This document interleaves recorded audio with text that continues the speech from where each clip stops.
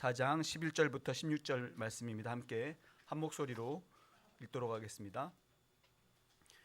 그분이 어떤 사람은 사도로, 어떤 사람은 예언자로, 어떤 사람은 복음 전도자로, 또 어떤 사람은 목사와 교사로 삼으셨습니다. 그것은 성도들을 준비시켜서 봉사의 일을 하게 하고 그리스도의 몸을 세우게 하려고 하는 것입니다. 그리하여 우리 모두가 하나님의 아들을 믿는 일과 아는 일에 하나가 되고 온전한 사람이 되어서 그리스도의 충만하심의 경지에까지 다다르게 됩니다. 우리는 이 이상 더 어린아이로 있어서는 안 됩니다. 우리는 인간의 속임수나 간교한 술수에 빠져서 온갖 교훈의 풍조에 흔들리거나 이리저리 밀려다니지 말아야 합니다. 우리는 사랑으로 진리를 말하고 살면서 모든 면에서 자라나서 머리가 되시는 그리스도에게까지 다다라야 합니다. 온 몸은 머리이신 그리스도께 속하시며 몸에 갖춰져 있는 각 마디를 통하여 연결되고 결합됩니다. 각 지체가 그 맡은 분량대로 활동함을 따라 몸이 자라나며 사랑 안에서 몸이 건설됩니다. 아멘. 이 시간 성숙한 그리스도인이라는 제목으로 손봉우 장로님께서 말씀 전하실 때 여러분들에게 큰 은혜 있기 바랍니다. 나오실 때 큰 박수로 환영하겠습니다.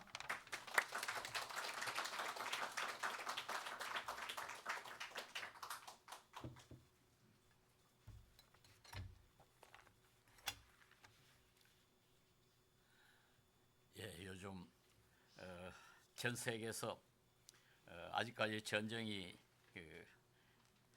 계속되고 있는 나라가 들어 있습니다. 우리가 잘 아는 우크라이나 전쟁 아직까지 계속되고 있고, 또 팔레스타인과 이스라엘의 전쟁은 뭐 끝나가는 것 같습니다만은 아직까지 확실하지는 않습니다.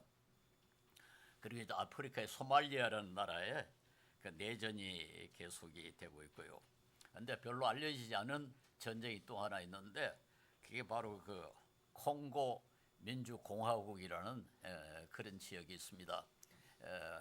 근데 그 나라에는 그 민족 간의 뭐 그 투쟁인데 M23이라는 그런 그 반군이죠. 이 사람들은 소위 투치족이라는 소수 민족인데, 이분들이 그 콩고의 다수를 이루고 있는 그 민족들과 지금 내전을 하고 있습니다.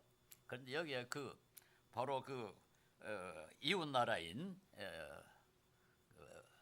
르완다라는 나라가, 여기 지금 제가 여기 르완다라고 조그마한 나라 있죠. 여기 이게 콩고라는 큰 나라인데, 르완다라는 나라가 그 나라의 그 소수 민족인 투치족이 콩고에 있는 그 투치족과 힘을 합쳐 가지고 정부군에 반항을 하고 있습니다. 그러니까 이웃 나라의 전쟁에 지금 르완다가 개입을 하고 있는 거죠.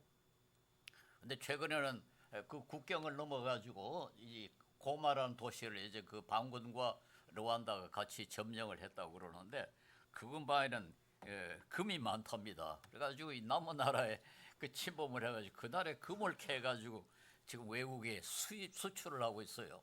그래가지고 국제적으로 비난을 많이 받고 있습니다.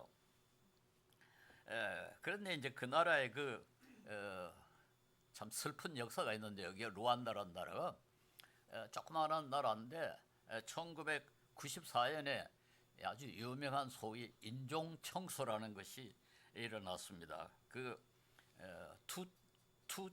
투투족이라는 후투족이라는 민족이 다수인데, 그 다수인 후투족의 극렬 분자들이 소수민족인 투치와 다른 그 소수민족들을 100일 동안에 100만 명을 죽였다는 겁니다. 100일 동안에 100만 명. 그러니까 하루에 약 10,000명씩 그 살해했다는 거 아닙니까? 이건 뭐 최근에 일어난 가장 그 악독한 인종 청소인데요. 그런데 여기 이제 우리가 좀 놀라는 것은 이 사람을 죽인 장소가 주로 교회였다는 겁니다. 교회 모이라 그래가지고 죽였다는 거예요. 그리고 그 민족, 그 나라의 인구가요, 한 1,100만 명 정도로 되는데, 천주교인이 43.7%고 개신교인이 37.7%니까 합치면 약 80% 아닙니까? 그러니까 죽인 사람도 기독교인이고 죽은 사람도 기독교인이고 그리고 거기에 죽이는데 가담한 사람 가운데 신부도 있고 수녀도 있고 목사도 있었다. 참 기가 차는 상황입니다.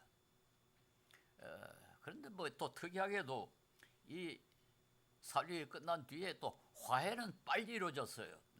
그래가지고 가감이라는 그 지도자가 나와가지고 상당히 그 훌륭한 지도자인 것 같아요. 우리나라도 얼마 전에 방문한 바가 있습니다만은 이 사람이 그 집권을 해가지고 이 화해는 잘 이루어져가지고 지금은 상당히 그 정직한 나라로 부패가 비교적 적은 그런 나라로 국제적으로 이제 인정을 받고 있는데 또 이웃 나라에 그런 또 나쁜 짓을 하고 있습니다. 제가 이런 그 말씀을 들은 이유는 기독교인이 그렇게 많은데 어떻게 그런 일이 일어날 수가 있는가? 예, 뭐 전쟁, 정치 이런 사회적인 문제에 우리 그리스도인들이 얼마나 큰 책임을 져야 되는가 하는 것을 우리가 다시 한번 생각해야 되겠다. 그래서 제가 오늘 이를 소개를 합니다. 가령 뭐 일본이나 대만처럼 그리스도인 수가 그렇게 많지 않은 나라면 뭐 꼭 그렇게 그 심각할 필요가 없는데 가령 이 루안다나 미국이나 우리 한국은 뭐 기독교인이 다수는 아닙니다만 그래도 최대 종교라고 그러지 않습니까? 그러니까 이런 나라에서는 그리스도인들은 상당히 그 큰 책임감을 가지고 이 모든 문제, 특별히 정치 문제에도 관계해야 되지 않는가 그렇게 생각합니다.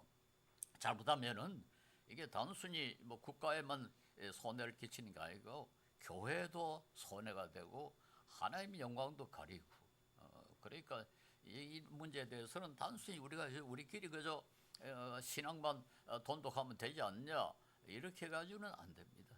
이제는 적어도 우리 한국 정도면은 이제 그리스도인은 사회에 대해서 정치 문제에 대해서도 상당히 책임 있게 행동해야 되는 것이 분명합니다.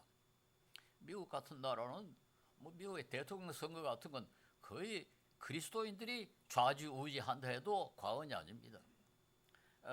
지난번에 그 2016년에 지금의 대통령 트럼프가 처음에 당선했을 때 복음주의자들의 80%가 트럼프를 지지했다는 거거든요.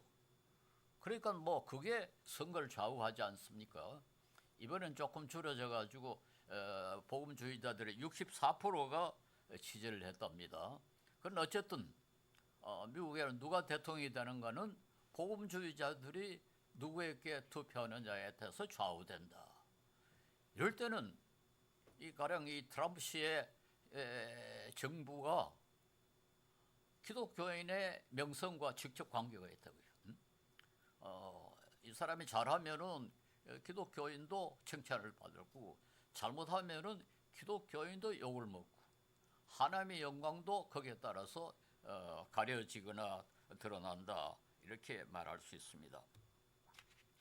초대교회는 그리스도인의 수가 너무 적었기 때문에 뭐 사회 정치 문제에 대해서는 거의 관심을 쓸 수가 없었습니다. 그래서 우리 신약 성경에는 사실 정치 문제에 대한 가르침은 거의 없습니다. 그러나 일반적으로 그리스도인이 이 세상에서 어떻게 행동해야 되며 어떤 사람이 되어야 할 것은 성경 여러 곳에서 가르치고 있고 오늘 본문도 그 중에 하나라고 저는 그렇게 생각합니다. 지금 우리 정치계가 아주 시끄럽죠. 그래서 여기 뭐 일부 그리스도인들이 진보 쪽 혹은 보수 쪽 거기에 가담해가지고 가끔은 극렬하게 행동하는 그런 경우가 있기 때문에 우리가 이 문제를 좀 심각하게 생각하고 평가해야 되지 않겠는가 그렇게 생각합니다.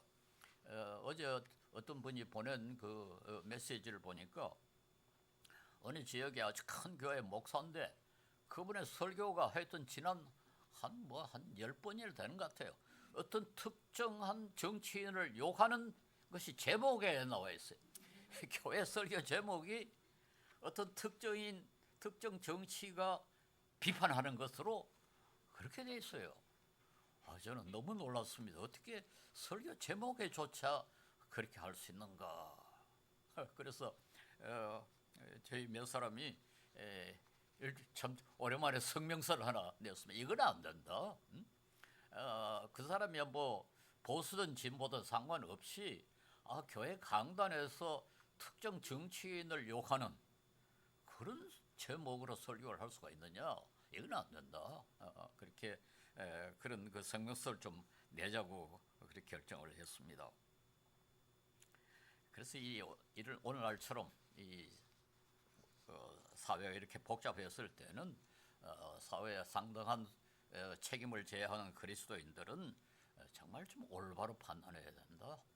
제대로 알고 제대로 판단해야 된다 하는 것을 좀 다시 강조하려고 합니다. 그렇게 되려는 지난주 설교에도 말했습니다만 그리스도인들은 오른손에 성경, 왼편에 신문, 성경도 정확하게 알아야 되고 이 사회도 정확하게 판단을 해야지 그 어느 것에도 판단을 잘못하면은 잘못된 행동을 하게 되고 그것은 결국 자기 자신뿐만 아니라 우리 나라, 하나님의 영광, 교회 모두에게도 해를 끼치거든요. 그러니까 이 문제를 우리가 좀 심각하게 생각합시다. 특별히 그 요즘은 가짜 뉴스 이게 아주 뭐 우리나라뿐만 아니라 전 세계 가장 심각한 문제가 됐어요. 몇 년 전에 그 금년에 단어 뭐 그런 데서도 그런 문제가 대두됐지요. 어느 걸 믿을 수 있느냐? 지금 진실의 문제가 아주 심각하게 돼 있어요. 우리 기독교는 특별히 정보를 중요하게 생각한다고 제가 늘 강조를 하지 않습니까? 우리 기독교는 계시의 종교입니다. 계시의 종교란 말은 우리가 알아야 하는 거, 우리가 판단해야 할 그 기본이 우리의 머리에서 나온 것도 아니고 우리의 명상으로 우리가 깨닫기 때문에 우리가 체험해서 얻는 게 아니라 하나님이 계시하셨다. 이걸 믿는 종교입니다.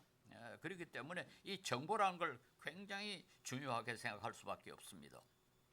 오늘 본문의 그 11절에서 12절에 보면은 그분이 즉 예수님께서 어떤 사람은 사도로, 어떤 사람은 예언자로, 어떤 사람은 복음 전도자로, 어떤 사람은 목사와 교사로 삼으셨습니다. 이 교회 그 직분들을 이야기하면서 여기 보니까 목사, 교사, 사도, 예언자, 복음 전도자를 예언했어요. 언급했어요.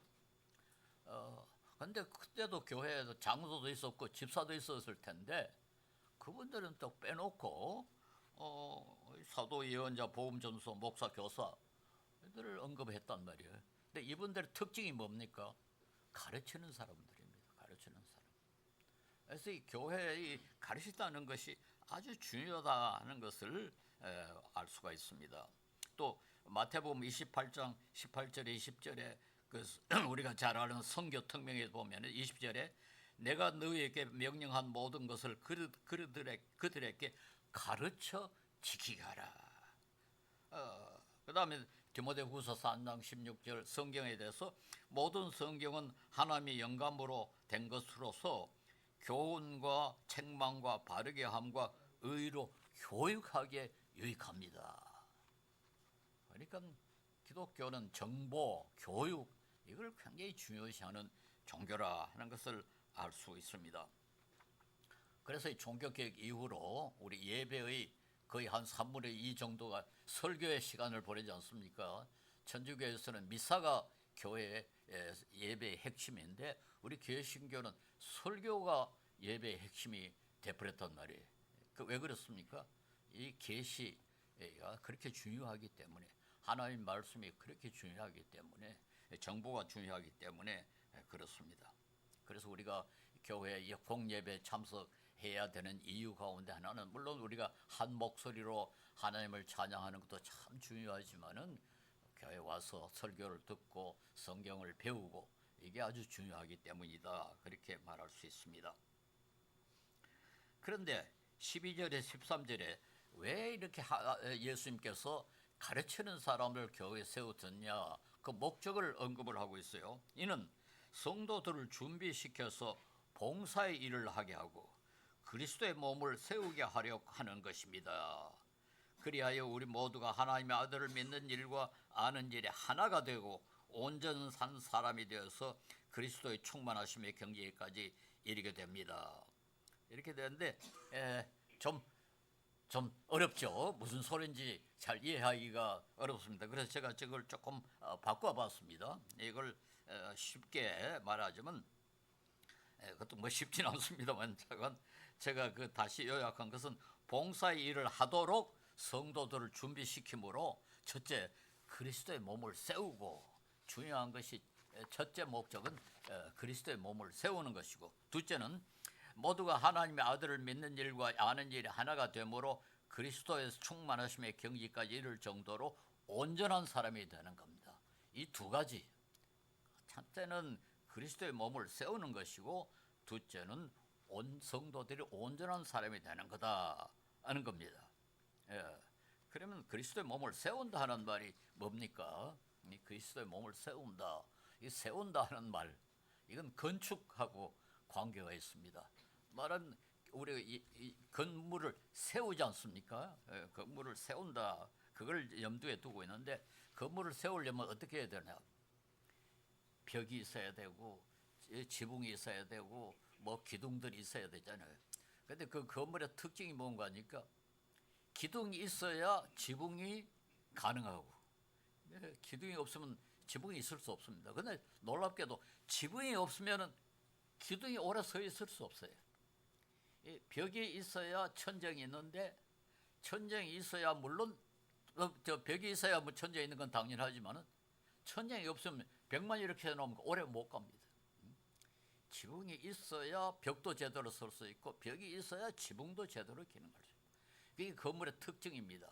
이걸 우리가 조금 어려운 표현으로 유기적인 관계라 그럽니다. 유기적인 관계, 서로가 서로를 돕는, 그래서 교회가 제대로 설 수 있다. 그 말은 우리 교회에는 우리 성도들도 있고 집사도 있고 장로도 있고 주일학 선생님도 있고 찬양대도 있고 여러 직분이 있습니다.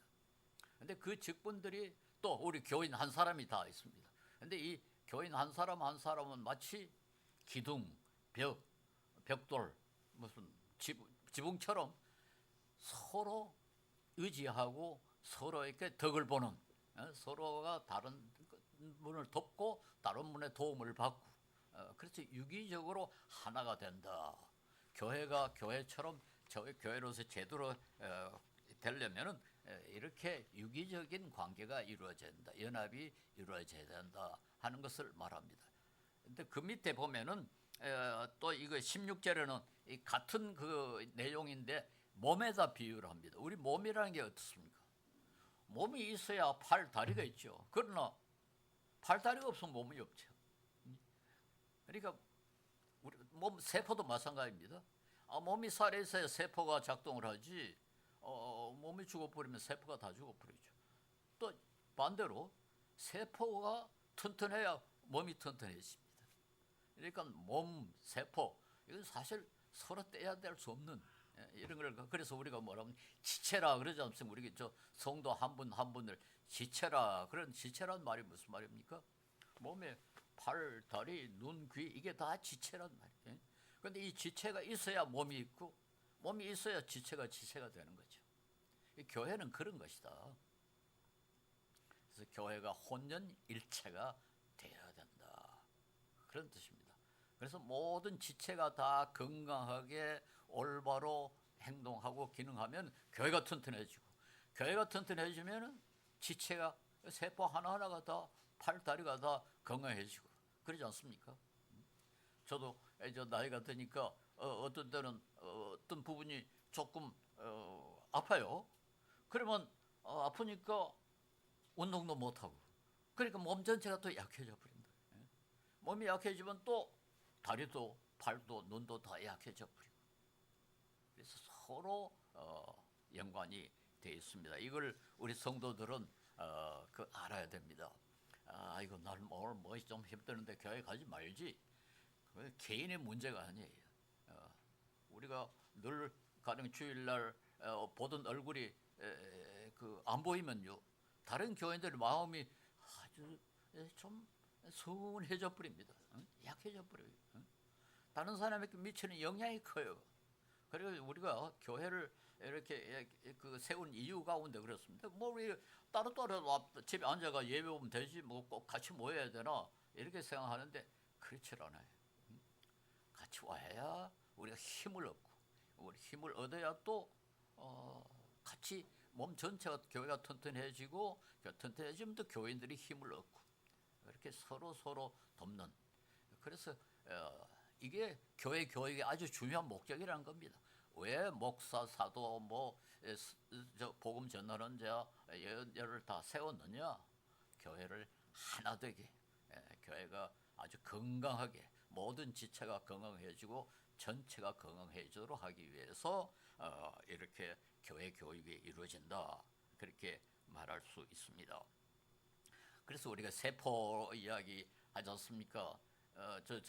세포는 암이라는 게 뭐 한꺼번에 확 일어나고 세포 하나가 문제를 일으킨다고 그런 거 아닙니까? 세포 하나가 암세포로 바꿔지면 그 옆에 있는 세포가 또 암세포가 돼버리고 이게 몸 전체가 퍼져가지고 결국 몸 전체를 죽이는 말이에요. 그러니까 이게 암세포가 될 수가 있습니다. 교회 교인 한 사람이 어떻게 이상하게 돼가지고 교회 전체에 해를 끼칠 수가 있어요. 교회 전체를 죽일 수가 있습니다. 얼마나 그게 중요한지 몰라요. 그래서 우리가 성경 말씀을 올바로 배우고 올바로 깨달았고, 그래가지고 우리 한 사람이 한 사람이 튼튼해야, 믿음으로 튼튼해야 교회가 튼튼해지고 하나님께서 맡기신 일을 감당할 수 있다. 그래서 저는 오늘 여러분에게 우리 서로에게 그 책임을 지는 그런 태도를 가지시기를 간절히 바랍니다. 내가 조금 힘드니까 오늘은 빠지지, 그게 그렇게 간단하지 않아요. 그러니까 어떤 때는 다른 성도들을 위해서 교회에 나가야 됩니다. 다른 성도들을 위해서 우리가 맡은 일을 잘 감당해야 됩니다. 물론 하나님을 위해서 하는 거지만은 동시에 그 하나님을 위해 한다는 것이 결과적으로 다른 성도들에게도 이 도움이 되는 그런 그 결과가 자라납니다. 근데 또 두 번째 목적이 뭔가 하니까 그건 온전한 사람이 되게 하는 것입니다. 온전하다는 말을 이건 뭐 영어로 퍼펙트로 완벽한 사람이 되도록 하는 것. 뭐 완벽하게 되기는 참 어렵죠. 그래서 제가 그걸 조금 약해가지고 성숙하게 되는 것. 교인들이, 성도들이 한 사람 한 사람의 성숙한 사람들이 되게 하는 것이 그 교회 교육의 목적입니다. 그런데 이 정도 어느 정도까지 성숙해야 되느냐에 대해서 그리스도의 충만하심의 경지에까지 예수님처럼 성숙해져야 된다. 예수님처럼 완벽해야 된다. 이게 성경의 요구입니다. 성경이 우리에게 요구하는 건 굉장히 높습니다. 제가 늘 이야기합니다만 제가 장기려 박사 기념사업회 이사장 얼마 됐는데요. 늘 그런 자문을 해봅니다. 너는 장기려 박사를 닮을 수 있느냐? 전혀 족탈불급이다. 아예 포기한다. 저는 그렇게 생각합니다. 그러면서도 아니 장기려 박사도 닮지 못하면서 어떻게 예수님을 닮을 수 있느냐? 그러니까 우리는 만족할 게 아니라 계속해서 내가 도저히 안 되지만은 그러나 조금이라도 장기려 박사만큼이라도 좀 돼보자. 애는 쓰자 이거죠. 그래서 뭐 장기려 박사이면 물론 예수님처럼 돼보자고 그렇게 일생 동안 애를 썼죠. 그리스도처럼. 에베소 5장에 보면 하나님을 본받으라고 그렇게 됐어요. 그러니까 우리 그리스도인이 추구해야 되는 성숙은 무한합니다. 무한해. 하나님처럼 예수님처럼 성숙해라, 완벽해라. 참 힘들지요. 그러나 그게 우리에게 그 하나의 이상으로 주어져 있습니다. 그래서 14절에서 15절에 우리는 이 이상 어린아이로 있어서는 안 됩니다. 어린아이는 어린아이로서 순진하고 참 예쁘고 그렇죠. 그러나 어린아이를 뭐라 합니까? 유치하다. 그래서 유치원에 보내지 않습니까? 유치원. 그런데 어른이 어린아이처럼 행동하면 에이 좀 유치하다 그러잖아요. 유치하다. 어린아이로 있어서는 안 됩니다. 우리는 인간의 속임수나 강교한 술수에 빠져서 온갖 교훈의 풍조에 흔들리거나 이리저리 밀려다니지 말아야 합니다. 우리는 사랑으로 진리를 말하고 살면서 모든 면에서 자라났어. 어린아이는 자라야죠. 자라났어. 어린아이가 어린아이 상태로 남아있으면 안 됩니다. 자라났어. 머리가 되시는 그리스도에까지 다다라야 합니다. 어린아이는 좀 어리석죠. 그래서 어리석단 말이 어리단 말에서 나온 거 아닙니까? 어린아이는 어린아이로서는 예쁘지만은 역시 어리석죠. 그러니까 이제 그 사람들이 속이면 잘 속아 넘어갑니다. 뭐 사탕 주겠다면 거기 따라가고 장난감 주겠다면 그렇게 따라가고 그래가지고 그 유괴범들이 아주 그런 방법을 사용해가지고 애들 해치지 않습니까? 그래서 우리가 애들 보고 그런 데다 따라가지 말라고 이제 부모들에게 경고를 하지 않습니까? 온갖 교훈과 풍조에 휘둘려답니다. 어떤 사람이 무슨 말, 그런 거 하고 따라가고, 또 그런 거 하고 따라가고 왔다 갔다. 그러니까 왔다 갔다. 지난번 설교에 제가 그 미국의 목사님 조유준 목사님이 또라이가 되지 마라 그런 책을 썼다고 그랬는데 또라이라는 게 바로 이제 그런 사람을 뜻한다고 그럽니다. 줏대도 없이 그저 풍자에 왔다 갔다 밀려다니는 그런 걸 또라이라고 그런데 영어로 적거라고 그런다고 그래요. 물론 사도가 바울 사도가 염두에 둔 그런 그 술수라든가 풍조라는 건 뭐 그 당시에 철학이라든가 신학이라든가 이단 미신 그런 거겠죠. 요즘은 뭐 어떤 거겠습니까? 돈 벌게 해준다. 지금 그 보이스피싱 놈들이 쓰는 방법이 그거 아닙니까? 그 여러 개 하면 돈 벌게 해준다. 말도 안 되는 그 주장들을 해가지고 거기 이제 넘어가면은 그 돈을 많이 잃어버린단 말이에요. 또 뭐 이단, 뭐 여호와의 정인이라든가 무슨 신천지라든가 또 정치 이념도 그 중에 하나입니다. 요새 더 점이 또 그렇게 많이 유행한다는 거 아니에요.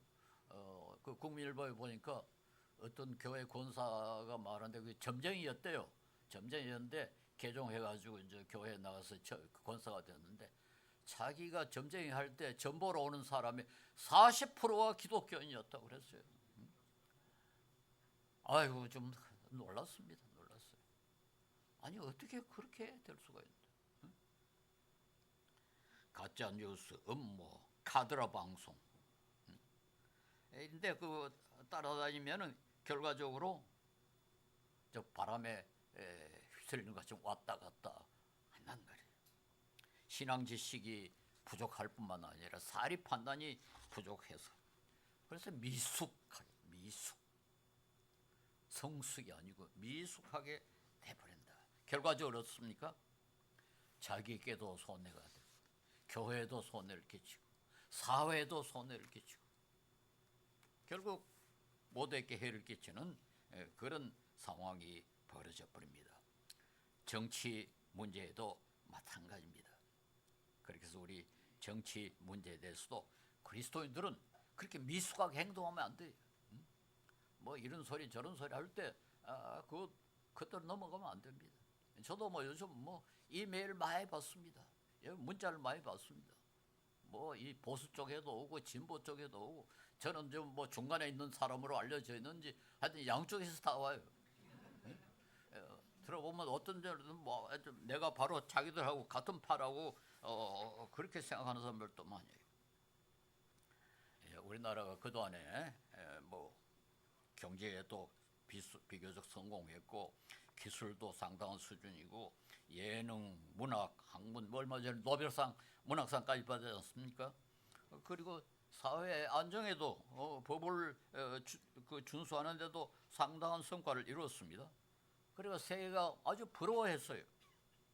그래서 뭐 영국의 EIU라고 아주 꽤 유명한 그 연구기관인데 거기에서는 한국은 세계 그 23나라만 누릴 수 있는 완벽한 민주주의, 뭐 완벽이란 말이 정확한 번역은 아닙니다만 영어로 full democracy, 모든 것을 갖춘 민주주의 국가의 하나로 작년까지 그렇게 평가를 했어요.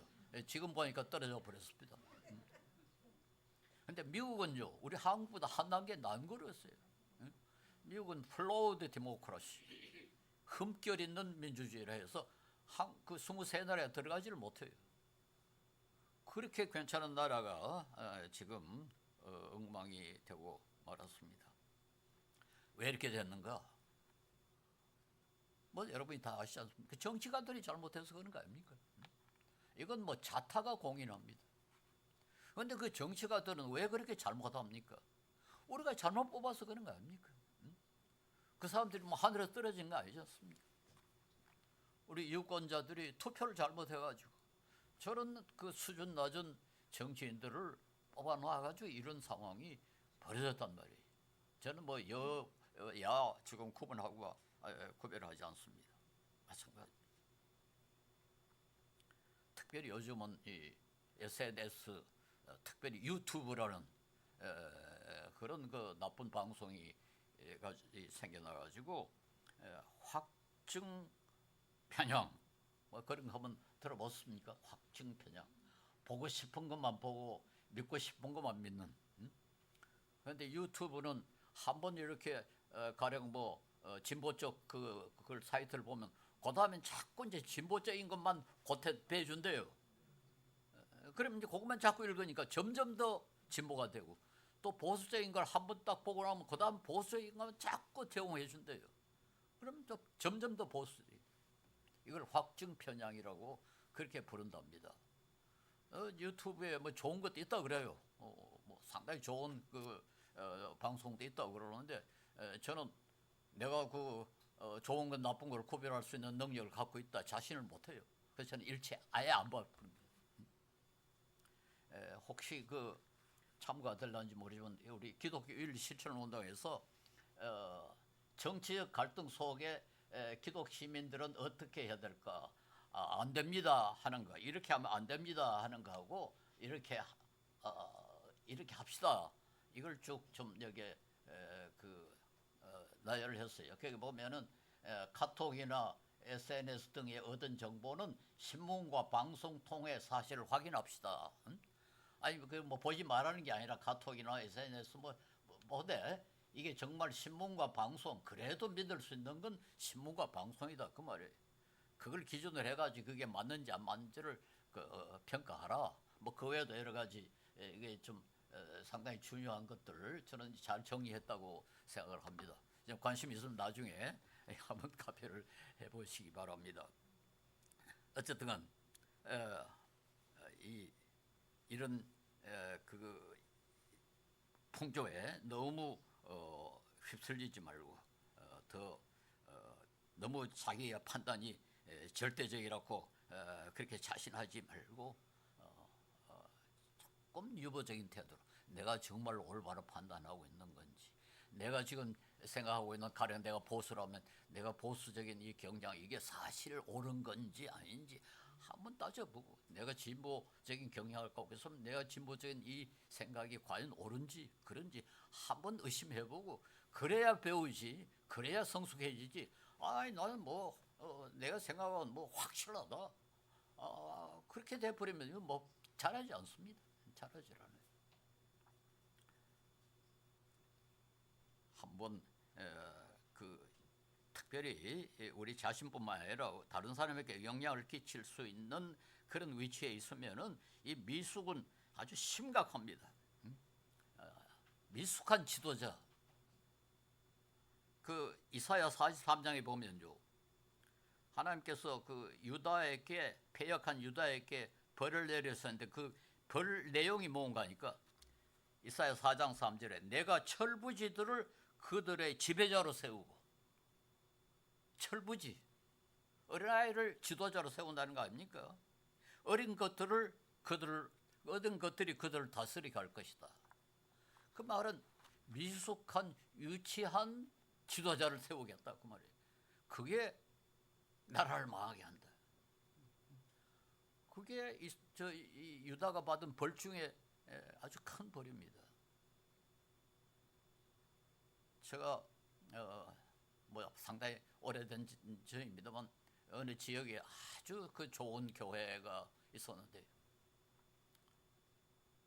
그 교회가 언제 제가 한 30년 전에 한번 가봤더니 완전히 망해버렸어요. 교회가 아주 황무지가 돼버렸어요. 너무 놀랐어요. 왜 그런가 알아봤더니 장로 한 사람, 이것도요 뭐 보통 장로가 아니고 그 지역에 있는 국립대학 무슨 단과대학 학장이에요. 이 친구가 교회에서 장로는 다 같은 장로인 줄 아느냐, 수석 장로라는 건 좀 다르다. 자기는 수석 장로라고 그러면서 횡포를 부르는데요, 목사님도 견디지를 못하고 다른 장로도 항의도 못하고, 그 교인들이 배기 싫다고 하나씩 둘씩 빠져나가 버린 겁니다. 야, 나 한 사람이 교회를 망치는 걸 그때 봤어요.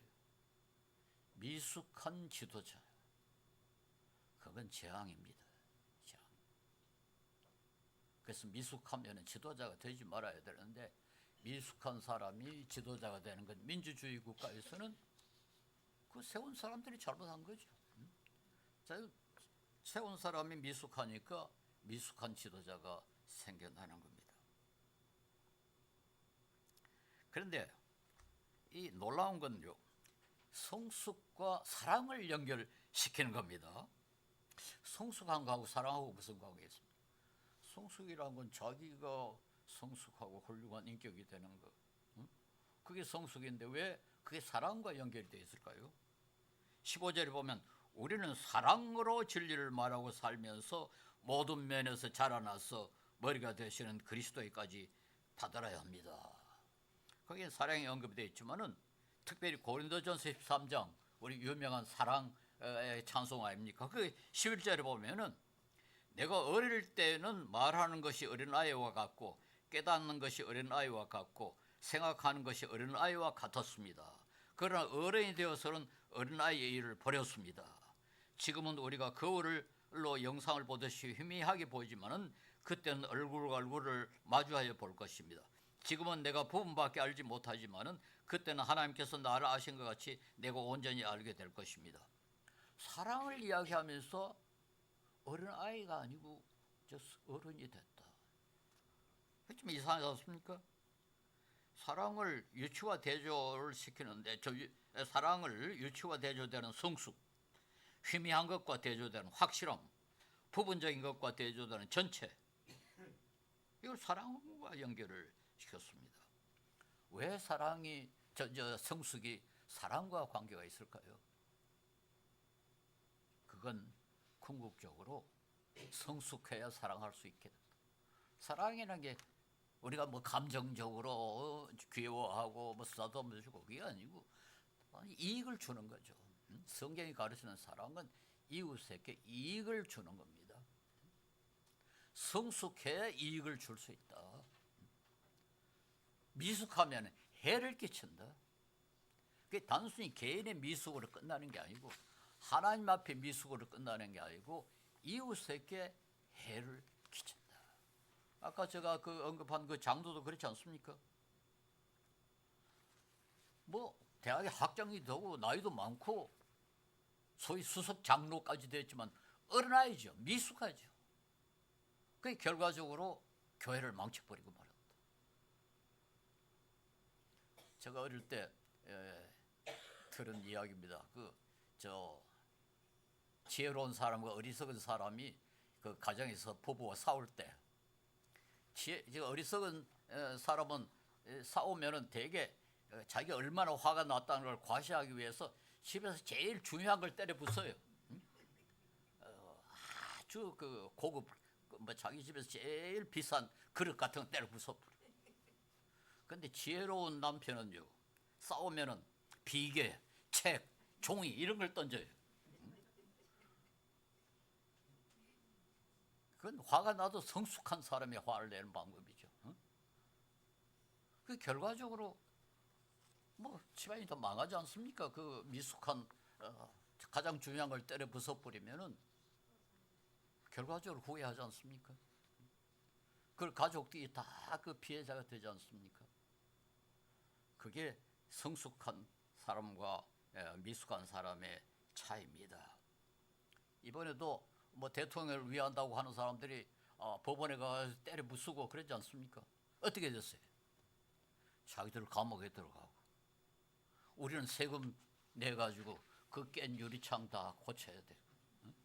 그거 수사한다고 다른 범죄 막아야 할 경찰들이 수사한다고 시간 다 보내버려. 막대한 국민의 세금을 낭비시킨. 그렇다 해가지고 그 때문에 대통령이 풀려났습니까? 여론조사하니까 그것 때문에 대통령 쪽 인기가 훅 떨어져 버렸어요. 그게 대통령에게도 해를 끼치고 자기에게도 해를 끼치고 우리 국민 전체에게도 해를 끼치고 바보 같은 짓을. 이게 미숙의 전형입니다. 미숙의 전형. 그래서 가정이나 교회나 단체나 나라 지도자는 말할 것 없고 우리 구성원 한 사람 한 사람이라도 다 성숙해져야 됩니다. 그래서 우리 그리스도인들은 올바른 지식을 얻고 지혜롭게 되어서 성숙하게 되어야 하나님께서 우리에게 명령하신 사랑을 제대로 실천할 수 있습니다. 미국의 유명한 침례교 설교자, 우리나라에도 방문하신 일이 있습니다. 파이퍼 목사라고 아주 미국의 가장 뛰어난 설교자 가운데 한 분인데 그분이 평생 배움이라는 책을 썼대요. Foundation for Lifelong Learning. 배우는 건 뭐 평생 계속 해야 한다 그 말이죠. 거기서 배움은 하나님을 영화롭게 하고 하나님을 영원토록 즐거워하는 삶의 기초다. 계속 배워야 된다. 그래야 하나님을 영화롭게 하고 영원토록 하나님을 즐거워하는 것이다. 그러면서 그가 제안한 게 뭔가 정확하게 관찰해라. 정확하게 관찰해. 적당히 훑어보고 그렇게 판단하지 말고 정확하게 관찰해라. 분명하게 이해해라. 뭐 제대로 이해하지도 못하고 자기 마음대로 해서 그래. 분명하게 이해해라. 공정하게 평가해라. 공정하게 평가해라. 적절하게 느끼고 지혜롭게 적용하고 강렬하게 표현하라. 예, 우리 그리스도인들은 일생 동안 배워야 합니다. 나는 다 안다고 착각하지 말고 계속해서 배워야 됩니다. 그래서 또 지혜로운 사람의 말도 좀 들어보고 자기하고 의견이 틀린 사람이 왜 그렇지 한번 들어보고 거기에도 일리가 있는지 한번 들어보고 나는 옳으니까 내가 내 의견하고 틀렸나면 이거 아주 잘못됐으니까 들어볼 필요도 없다. 이게 미숙의 전형이에요. 미숙의 전형. 의견을 한번 들어보고 그렇게 해가지고 우리가 공정하게 평가해야 된다. 그래서 정치 문제에 대해서도 우리 내 주장만 관찰하려고 하지 말고 우리 편만 이겨야 된다고 착각하지 말고 상대를 무조건 미워해야 된다 하지 말고 우리가 내가 정말 올바로 판단하는가, 정말 성경이 내가 판단하는 대로 가르치고 있는가, 열린 마음으로 성경을 읽고 상황을 기해하는 그런 성숙한 모습을 우리가 보여야 우리 자신과 우리 가정과 교회와 하나님 영광과 궁극적으로 나라에도 도움을 줄 수 있는 참다운 그리스도인이 되고 그런 사람이 그리스도인이 많으면 복음 전도도 더 잘 될 거 아닙니까? 교회 가니까 사람이 달라지더라. 교회가 이렇게 사람이 완전히 그 어른이 되더라. 성숙해지더라. 그리고 이웃과 사회에 큰 이익을 끼치는 사람이 되더라. 그런 소리를 들으면은 우리 하나님의 영광을 얻으시고. 그래서 파이프 목사가 그렇지 않습니까? 하나님을 영화롭게 하는 기초라고 계속 배우고 성숙해져야 한다. 오늘 아주 그 어지러운 세회에서 우리 그리스도인들은 정말 성숙한 모습으로 나라, 교회, 우리 가정을 돕는 그런 분들이 될 수 있기를 바랍니다. 기도하겠습니다. 자비로우신 주님, 우리는 주님 앞에 너무 어리석고 너무 미숙합니다. 주님께서 우리를 불쌍히 보시옵시고 우리 하여금 겸손하게 만드시고 열린 마음으로 주님 말씀을 배우고 상황을 이해할 수 있도록 우리에게 큰 복을 내려 주시옵소서. 세상이 매우 시끄럽습니다. 주님께서 당신의 백성들에게 지혜를 주시고 성숙하게 만들어 주셔서 빛과 소금의 역할을 감당하며 이 사회를 온전한 자리로 이끌 수 있는 그런 능력을 허락하여 주시옵소서. 예수 이름으로 기도합니다. 아멘.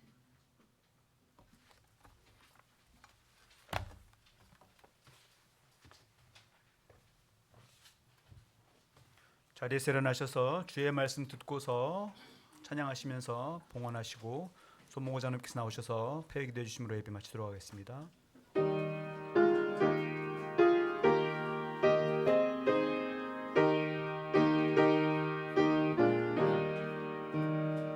주의 말씀 듣고서 준행하는 자는 반석 위에 터닫고 집을 지은 같아 비가 오고 물나며 바람 부딪혀도 반석 위에 세운 집 무너지지 않네.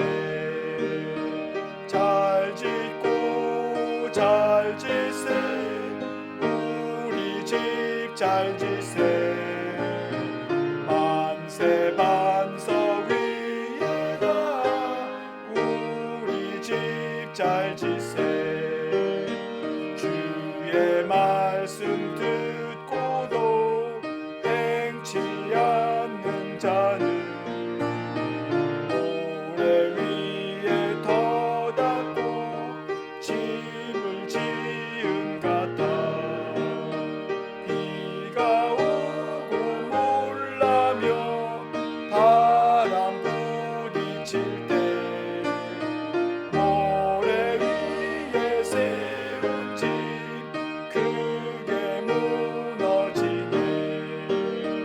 잘 짓고 잘 짓세 우리 집 잘 짓세 만세 반석 위에다 우리 집 잘 짓세 세상 모든 사람들 집을 짓는 자니 반석 위가 아니면 모래 위에 짓네 우리 구주 오셔서 지은 상을 줄 때 세운 공로 따라서 영영상 벌 주니 잘 짓고 잘 짓세 우리 집 잘 짓세 만세 반석 위에다 우리 집 잘 짓세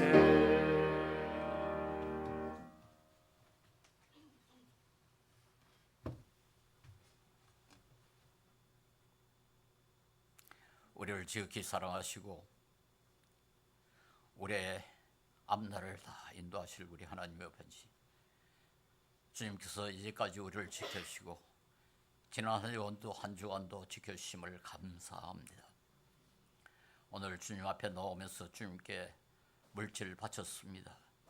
주님께서 이 물질 기뻐 받아 주시옵시고 큰 은혜로 갚아 주시옵소서.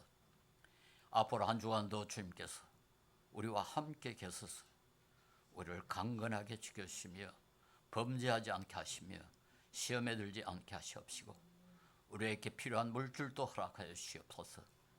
특별히 어지러운 세상에서 당신의 귀한 백성들 한 사람 한 사람 선하게 인도하여 주소서. 성숙한 시민으로 주님께 영광을 되며 영광을 돌리며 우리 사회에 이익이 되는 사람들로 주님께서 이끌어 주시옵소서. 예수님 이름 받들어 기도 올려옵나이다. 아멘.